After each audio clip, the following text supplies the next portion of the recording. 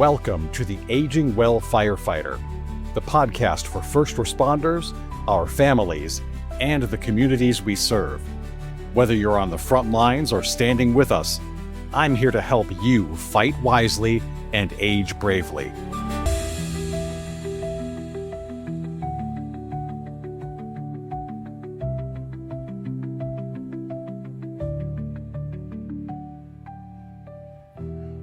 Welcome to my first episode of 2026. If you're listening to this as the new year kicks off, you know what season it is. New Year's resolutions, ambitious fitness plans, and a whole lot of pressure to get it right from day one. You might even be hearing a lot of talk about setting ambitious goals and sticking to the plan this year. Today, though, I want to talk about why you don't need a grand plan, why you can ignore all that no pain, no gain chatter, and honestly, why moving for the sake of moving is sometimes the best thing you can do. This episode's not just for firefighters or EMTs, by the way. If you've ever felt left out, burned out, or simply lost in the sea of goal-setting advice, this episode is for you. So if you're ready, let's dive in. To start, let me take you back to my early days as a trainer. I worked for a big corporate gym that, and I'm being generous here, a gym that cared a lot more about sales than about people. We had a 10-step process for selling personal training packages, lots of sales psychology and goal fishing, and questions designed to get you saying yes to whatever pitch came next. Frankly, it left me with a bad taste. But more than that, it opened my eyes to a dirty little truth. There's a lot of gatekeeping in the fitness world. You've heard the sayings, don't exercise, train, go hard or go home, and if you don't have a goal, you're wasting your time. The net effect is that it scares people off, especially if you're new or returning after time away, or maybe just aren't ready to sign up for the hardcore club. Let me be blunt. This all or nothing, train till you drop mentality isn't just unhelpful, it's actively harmful. Now, reality check here. If there's any group that needs more movement, it's us, and I'm talking about first responders. You might assume that firefighters, EMTs, and cops are all super active and fit, but the statistics say otherwise. We're actually less active than the general adult population, and surprise, surprise, that drop-off gets even worse as we age. Between injuries and crazy schedules and burnout, movement falls by the wayside for a lot of us. And the longer we stay away, the harder it is to get started again. Now, I've been on both sides of that coin.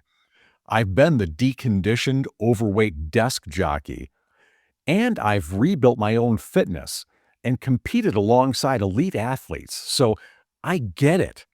That's why I care. Now, one of my biggest lessons that I've learned as a department health and safety officer, as an advanced EMT, and as a fitness and wellness coach of nearly 50 years is that there's no single right way to get moving. And if anyone tells you otherwise, you've got my permission to ignore them. Some of us have injuries. Some are returning after months or years away from the gym. And a lot of us just aren't ready for high-intensity anything. And guess what? That's normal. What counts is moving in a way your body can handle. And more importantly, that you can stick with. The method you choose isn't as important as making it work for you.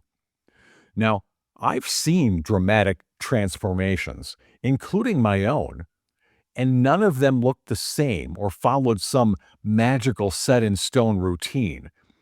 The common denominator was consistency and personal fit, not slogans and dogma. Now let's bust another myth. Getting healthy doesn't have to feel like a suffer fest. In fact, the studies show the exact opposite. Exercise you enjoy gives you more benefit than workouts that you dread. Really? Research tells us that the people who do activities they look forward to are far more likely to stick with movement and get more benefit from it, both physically and mentally. So, if you love walking the dog or playing pickleball or riding your stationary bike, but you hate running sprint intervals in bunker gear, you'll get a lot better results from the thing you like, even if it seems like it's easier. So don't let anyone shame you into workouts that make you miserable. Life is hard enough without turning movement into another punishment. Now, that doesn't mean anything goes forever. I do recommend a foundation that covers the big stuff: strength and cardio, balance and mobility. Ignore those long enough, and you'll pay for it later, usually with interest. But the beauty is that there are a million ways to hit those bases. You can build strength with resistance bands or body weight just as well as you can with dumbbells or gym equipment. You can get your cardio in by walking or swimming or chasing kids, and can improve balance and mobility in any number of ways. Forget what's trendy or what everyone on your shift is doing. Choose what's smart for you. Layer it up over time. Now, I hear this all the time. "I'm too old to get in shape, Roy. That ship has sailed." To which I say, absolute nonsense. Yes, you start where you are at a level and an intensity that makes sense, but the whole point is to move forward. Progress isn't just for the 20-somethings. I've coached people making gains, real gains, in their 60s and 70s. The research shows that we can build strength and improve our health well into late adulthood. And this is true for people of all backgrounds and abilities. Now, I recently interviewed Jessica Nowak, owner of Inferno Fitness and Resilience, on my episode 24 titled From Burnout to Fire Within. Go check it out. Jessica coaches everyone from high-level executives and athletes to people just finding their way back to movement, and she shared a great example. Sometimes the most powerful progress is just helping a client build the habit of taking a 10-minute walk outside in the sunshine for a few days a week. That's it. That's the starting point for one of her clients right now, and it's exactly what he needs. Jessica's point is that even for high performers, go hard or go home isn't always the best thing. Sometimes just starting to move on your own terms at your own pace is the most important thing you can do. So, whether you're an executive or an athlete or a public servant who's let fitness drift for a bit, you're not behind. You're starting from right here. Progress is possible for everyone, and it can, maybe it should, start as simply as just taking a walk. Now, here's something I want to say, especially to those of you who've been athletes or competitors or high performers. It's okay to change your goals as you change. In my late 30s and through my 40s, I was hooked on triathlons and marathons and even ultra distance events. But as I got older, the recovery wasn't quite the same. My family life started shifting, and my family needed more of my time and attention.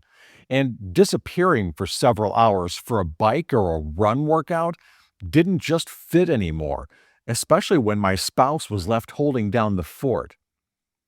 And adapting hasn't just been about my family. My professional focus is changing now too, as I grow more into my career as a firefighter and an AEMT. The demands, the stress, and the priorities of my work life are shifting. And as I edge up on the big 5-5, these shifts play a big role in how I can and how I need to train. That transition from old Roy to new Roy isn't easy. It means letting go of things that once defined me. But it also opens the door to explore what new Roy is capable of.